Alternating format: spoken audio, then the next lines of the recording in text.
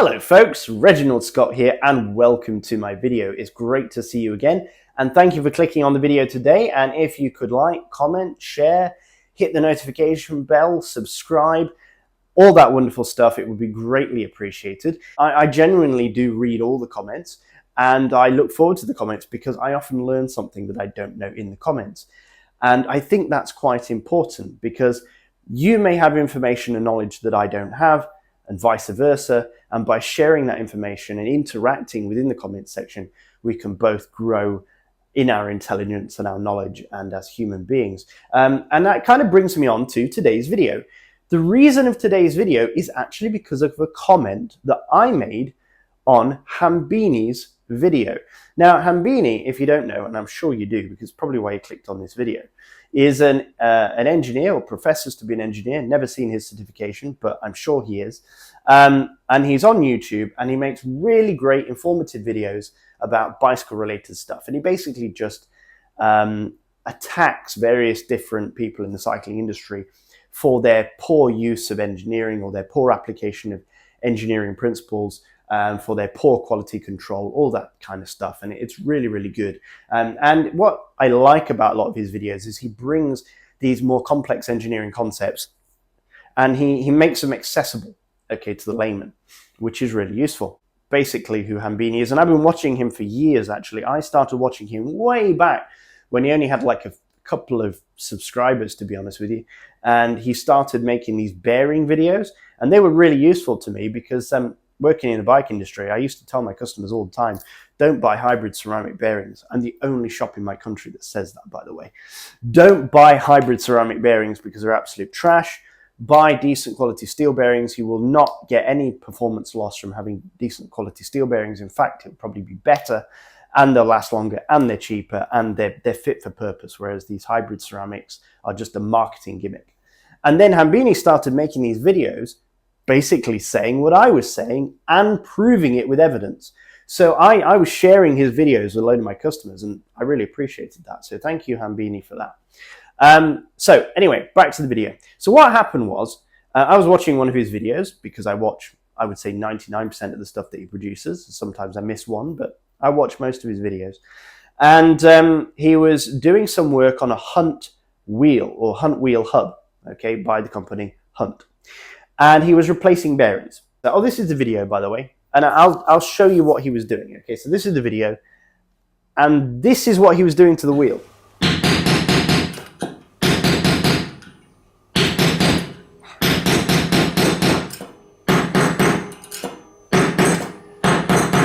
Okay, so that's him basically hitting the wheel with a pin punch or hitting the bearing with a pin punch of some kind. And with what looks like a lump hammer. And that was his way of getting the bearings out. And so I commented, because I had to, I commented below, I said, that was painful to watch, basically. I'll show you my comments. I'll show you his comments and my comments, right? I said, that's really painful to watch. Look, take it to your local bike shop. I'm sure they have tools there, if your bike shop's half decent, like mine. They have tools that can do that better. And if they're a Hunt dealer or something, they may even have Hunt specific tools. Like for example, I was a DT Swiss dealer, or technically I still am. And so I have a bunch of DT Swiss specific tools just for DT Swiss wheels. Now, a lot of these tools, you don't need them. You can use generic tools, but the DT Swiss tools just make life easier and safer for the wheel. So there you go. That was my comment. And he said, basically, I was wrong.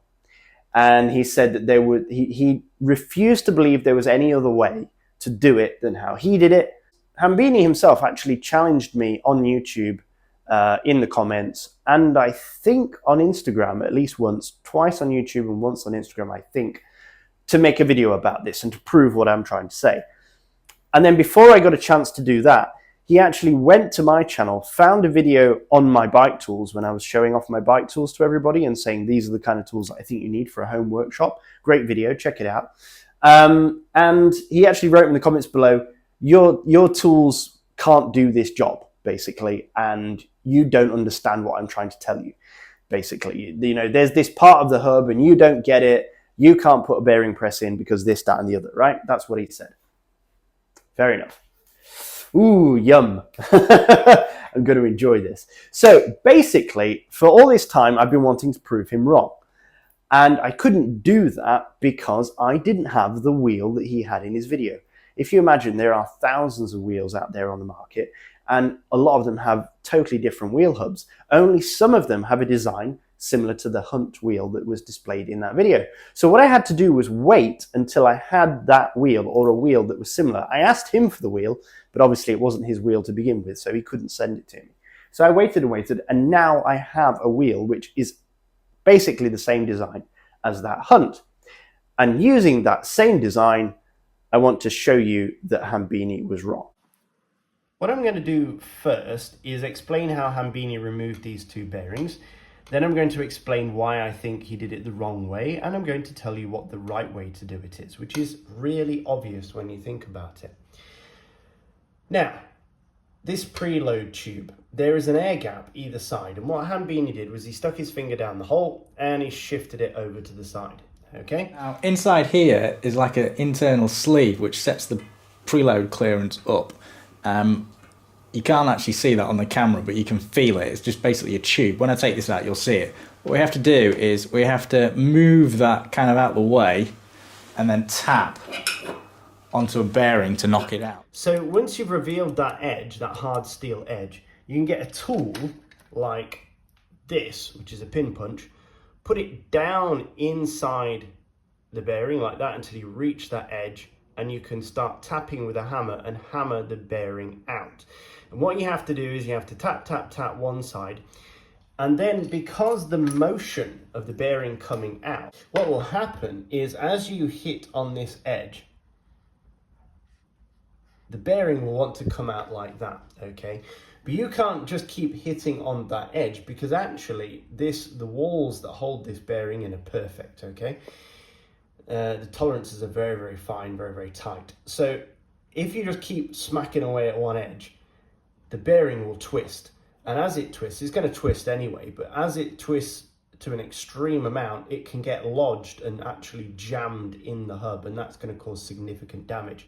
So what you have to do is move the tube backwards and forwards like this, okay, from one side to the other, enabling you to reveal both edges of the bearing here, and then you can tap on both sides of the bearing, and with a rocking motion, twisting and rocking motion, twist and rock the bearing out with each impact of your hammer.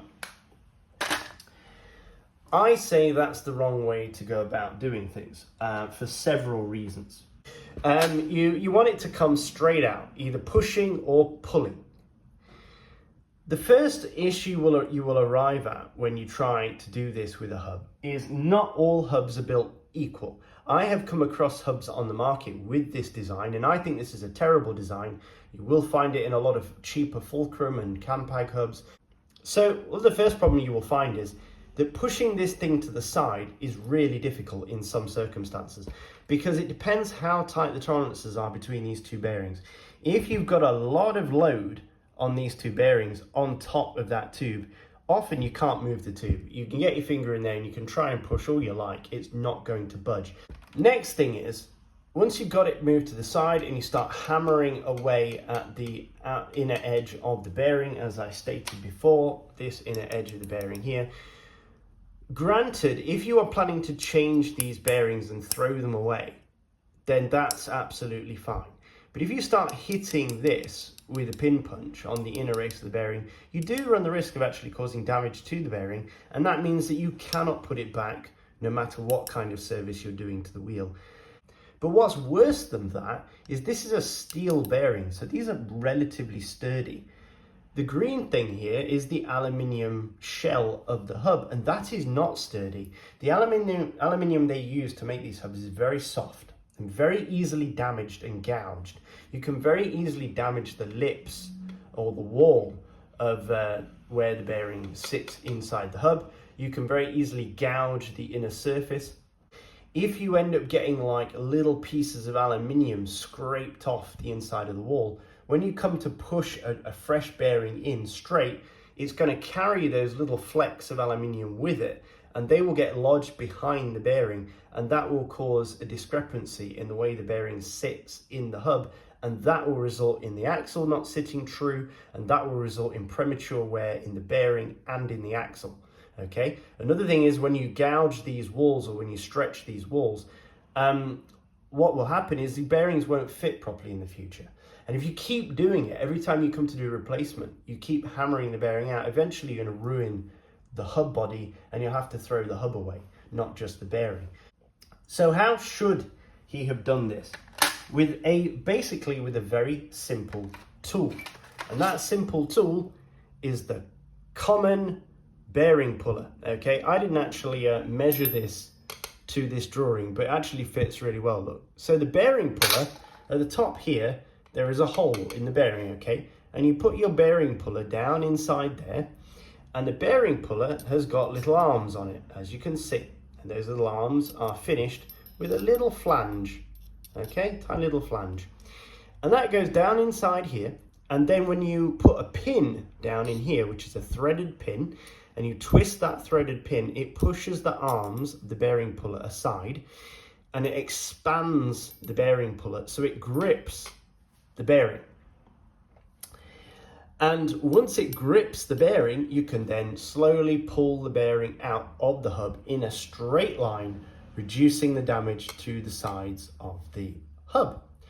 Now, the issue here is that people in the comments who think they know better, and Hambini himself was saying, you can't put a bearing puller inside this hub, you see, because once it goes to here and hits this tube, okay, it can't either extend further or it will just sit inside the tube. And when you expand the arms, it's going to expand on the tube, not on the bearing itself. You can actually put this all the way through, right to that edge. And I'll explain why in the next drawing. So this is the way that Hambini and his loyalists in the comments view the internal workings of this hub. This red box here represents one wall of the compression tube, okay, or the preload tube, sorry. And this green block here represents one edge of the inner diameter of the bearing, okay. And here is my bearing puller with its little arms. Now, what they think is that when you push this thing down inside here, the gap between the bearing and the tube is completely flush. And there is nowhere for these little arms to get their teeth into, okay? So it would just pull straight out, all right? But of course, they've missed something really obvious about the design of the tube and about the design of every single bearing on the market. And that is the inside of this bearing is not a completely flat surface from top to bottom. The top has got a little bevel on it, okay? It's got a little chamfer. Can you see? It's not cut completely flat. Otherwise, this would have a sharp edge, wouldn't it? If this was drilled and cut completely, machined completely flat without this little smoothed edge, it would be sharp to the touch, but it's not, it's smooth. Just like the outer edge of a bearing, this surface is completely flat in this plane, but this edge here is slightly rounded, okay? And guess what?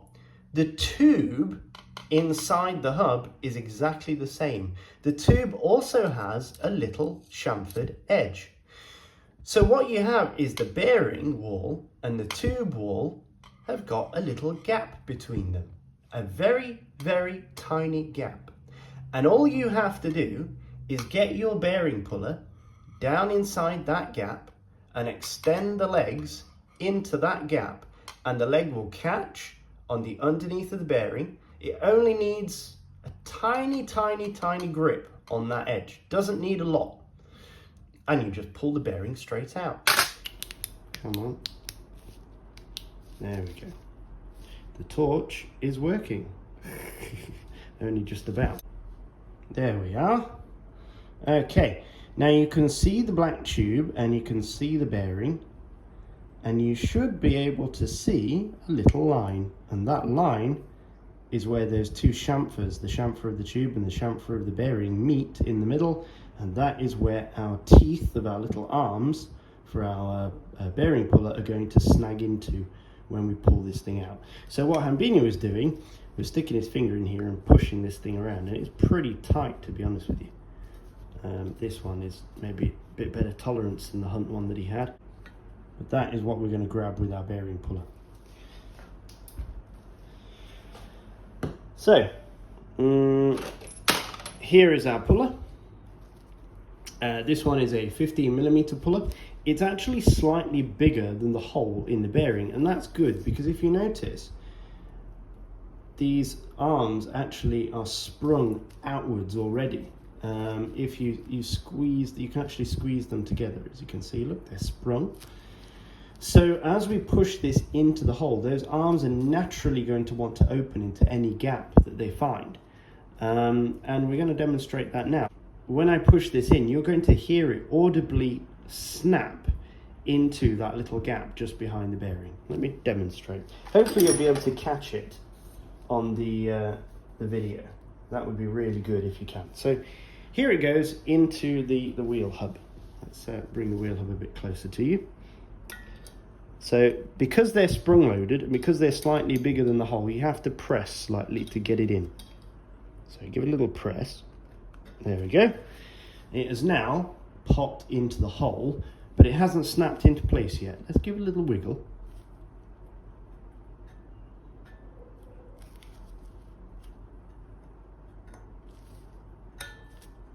Do you hear that? That little ting?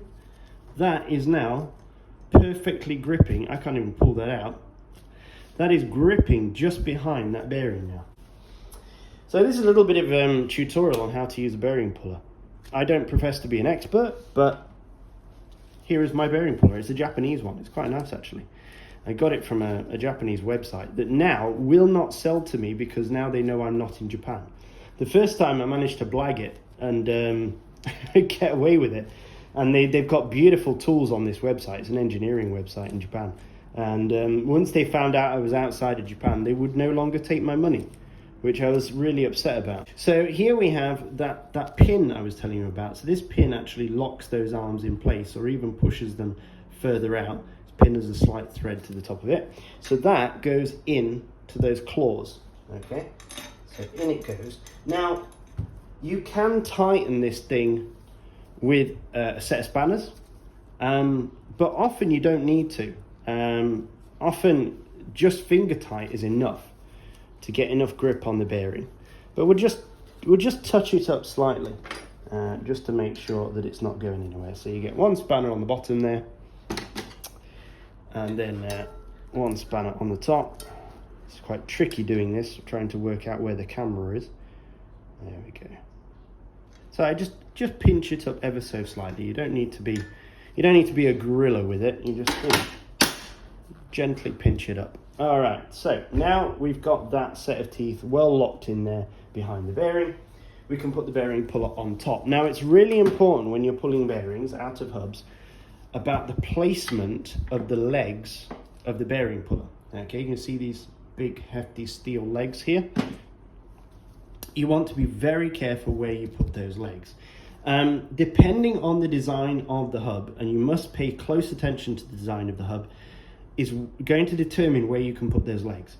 On, say for example, DT Swiss hubs, a lot of the high-end DT Swiss hubs like the 1400s and stuff, if you put the legs on the edge here, the edge has actually got a bit of a recess under it and a little curve to it, and it's very, very thin, and as you start to pull the bearing, you'll actually dent or crush these outer lips of the hub. So with the DT Swiss hubs, you actually go further out with the legs and you rest on top of the flanges here of the spokes, the spoke flanges, because they're much stronger than the lip of this part of the hub here. Or you can try and go closer if your legs allow and rest on the tooth ring here, because that's quite strong. Mine won't allow me to do that because it's too fat, so I have to go out. Now this hub, thankfully, it's really sturdy on this edge, so I can rest the legs on that edge. So we have a set of spacers at the top, and that determines how much thread we're going to have to put down inside. And for me, this situation, I'm just going to use the one spacer. The one spacer also allows me to get my tool onto the top here, which is going to help with removing that bearing. So we line up the legs on top of the wheel hub. Make sure they're as centered as possible, and as much of the leg is touching as much of the outer lip as possible. Make sure they're nice and straight, or as straight as you can get them. Then just pinch off these little grub screws at the top, or these cap heads, so that they don't go anywhere. Right, so that's now kind of fixed in place, ready to receive the bearing. Then you want to twist your threaded axle. There, so that's bottomed out now on this nut at the top. I'll try and get that a bit closer so you can see it. Look, so that's how the bearing puller looks. And what it's going to do is, as you tighten this nut, it's going to lift this threaded rod up, and that in turn is going to pull the bearing free from the hub. I know showing Hambini this is a bit like teaching grandma to suck eggs, but I'm still really amazed that he didn't know this, or that it didn't occur to him. So we need two tools for this. This particular bearing puller, we need an Allen key, and in this case it's a 6mm Allen key and a 14mm spanner. That goes on top of there, that goes on there. Here we go. So we're just turning. Did you hear that little crack there? That was the bearing starting to get pulled up, and it slipped. All right. Okay. I'm going to continue twisting. It's coming.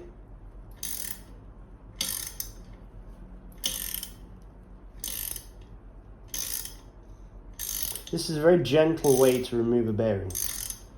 Okay, there's no shock involved, there's no impact involved. I mean, there's blind hole bearing pullers with the slide hammers on them. I do like those, and they are useful in certain circumstances, but I prefer this kind of bearing puller because it's just a bit more gentle and more controlled. Like, if anything goes wrong, you can stop and you can back it off. And there we have it. There is the bearing, and there is the teeth. And if you look, it's almost completely flush with the inside of the bearing there. And that is because those teeth are shaped to fit in the little chamfer, in that little recess behind the bearing. Isn't that brilliant engineering? It's almost as if somebody designed it that way. So that's a clean and fresh and perfectly good bearing. That will go back into my wheel in a moment. I will use my favorite tool next to the bearing puller is the bearing press. I love my bearing press. It comes from Wheels Manufacturing Company, and I just love it so much. And here we go. There is our tube, undamaged. And if you look inside the tube, as you can see, there's no damage on the inside of the tube. It's perfectly fine. This one's actually made of a piece of steel, so it's quite heavy duty. And there's the inside of the hub.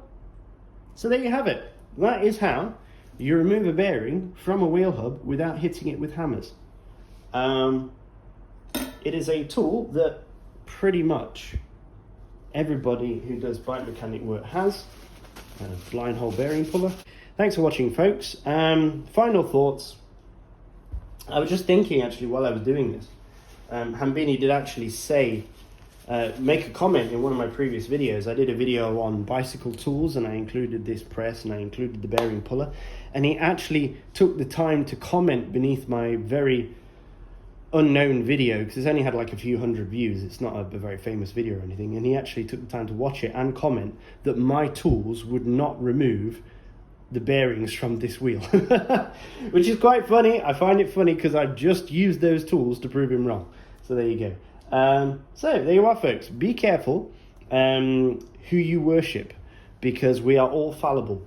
I will make mistakes. Pete Talk will make mistakes. Hambini will make mistakes. Everybody will make mistakes. Nobody is infallible. It's not possible for someone to know everything about everything. Just be kind. just be, humble in the sense that you know that you are fallible and that you will make mistakes, and try to research things before you make your statements and before you give your opinions. The problem with a lot of the comments that I saw on his video beneath my comment was people were just attacking me on the basis of nothing. They didn't really know what they were talking about. They were just saying they knew what they were talking about and saying that I was wrong simply on the basis that I happened to disagree with Hambini. That was all the judgment they needed, was that anyone who questions Hambini therefore must be wrong. And unfortunately, the world doesn't work like that. And there you go. As always, folks, as I say on all my videos, whatever bike you're riding, wherever you're riding, stay safe. See you.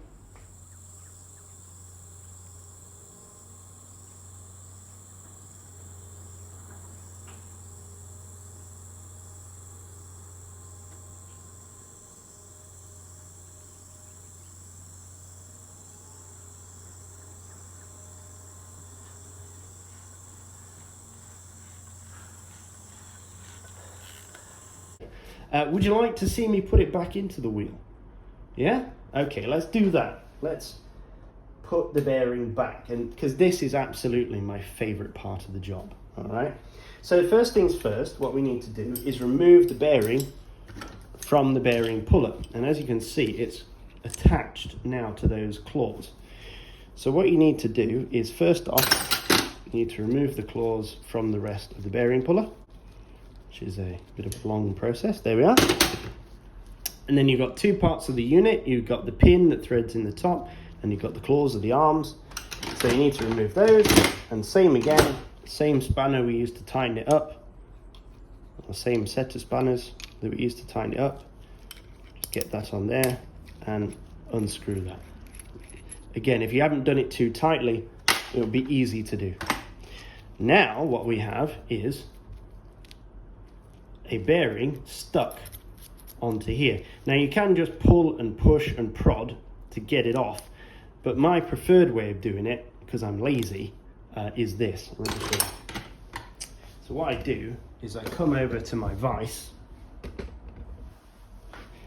and make sure it's clean, and I put the bearing between the vise. Okay, so it's just sitting on the top like that. And then this is where I do use a hammer and a punch, because I'm not hitting the bearing and I'm not hitting the hub. I'll get the widest punch that I have. Nice chunky punch like this. Just pop that on the top there and just tap it out. There we are. And that's free. It's come free. The bearing has got two colours to it, red and blue, so one will be an internal seal and one will be an external seal. That means that one will probably be like a seal that doesn't contact the bearing and the other one does. Okay, so we're going to go blue to the outside because that's the way it came. So what we have here is one side of our press, this arm, and on here I put some additional spacers. These are like speed spacers, just to make things a little bit faster when you insert it into the wheel. And then you want to stick on one of the press tools. This is, I forget the word for it now, like a drift. And then here we have the bearing. And remember, we have a red side and a blue side. The red side goes on the inside of the wheel, because when we look down inside the wheel, oh, hang on a minute. No, I'm wrong. The red side goes to the outside of the wheel, and good thing I checked that. So what that means is you want to put the bearing onto the bearing press upside down, so that when you insert it into the hub, it goes the right way up, okay? So the blue side is going to be on the inside of the hub, and the red side is going to be on the outside of the hub. This has already got some grease on it, but I'm just going to put a little bit of grease on there just to help it slide in. I'm going to be using this, which is competition camper grease from Morgan Blue. I really do like Morgan Blue grease. It's one of my favorite greases, or grease manufacturers on the market. They make some really lovely stuff. Their bike wash stuff is pretty good as well, as are their lubricants. Yeah, you can't really go wrong with Morgan Blue. I'm not sponsored by Morgan Blue, but I would like to be. They are far superior to Muck Off, that is for sure. Let's stick a little bit of grease on there, just to help things slide on. Not much, you don't need a lot. Then we're going to stick this in here, line it up with the hole, and then check out the other side. We look like we've got one too many spaces on there. So let's take that off. Let's just get rid of one of the spaces, one too many. Spread that grease around a bit more. Once you've got that in, then you need your other side of the bearing press. Just fits into the other bearing, and that lines everything up, ready to go. And then you can stick on your other handle, spin that on, and there you are, ready to press. Now the key with these kind of hubs with the sleeve in the center is, number one, don't forget the sleeve. I have done that on numerous occasions where I pressed the bearing into a hub, looked over to the other side of my table and realized I've forgotten to put the sleeve back inside. So don't do that, because then that will mean you're going to have to pull the bearing out again and go through that total process. So always check. I'm going to check now actually. Okay, while I was checking that tube was on the inside of the hub, that I hadn't forgotten it, I decided to switch the direction of the press, so I'm actually turning on this side of the press. And I also put a little bit more grease inside there as well to help the bearings slip in more easily. And like I say, the trick with these ones is don't over tighten them, because if you over tighten them, you put too much pressure on that tube and on those bearings, and then the bearings won't turn properly. So just turn until it stops like that, okay? The moment you feel that resistance, stop turning. And you may have to do this a couple of times on and off just to get the tension just right. If you overshoot it, then you've got to pull the bearing out again, which is a bit of a pain. I mean, they should design them differently so you don't have to do this. Okay, so I can get my finger in there now, and I can feel that I can just about move that tube from side to side, but it is touching fully on the back of the bearing. That is perfect. That is exactly how it was when we took it out. You can see the extra grease that I put around there. So there you go, job done. That bearing is back inside the wheel hub, pressed in, and it's not over pressed. But yeah, just be gentle with them. You can always press a little bit more later if it's too loose. If you over press, it's a lot more difficult to sort out. Right, so now that's done. So this is the hub assembly with the cassette. This is actually a bike from inside the store. This is a brand new bike that hasn't been sold, so it's never even been out on the road. There is a little sleeve there that goes on there like that, and this goes onto the wheel like that. Then the other side just has a small seal and the end cap. There you are. The wheel is back together.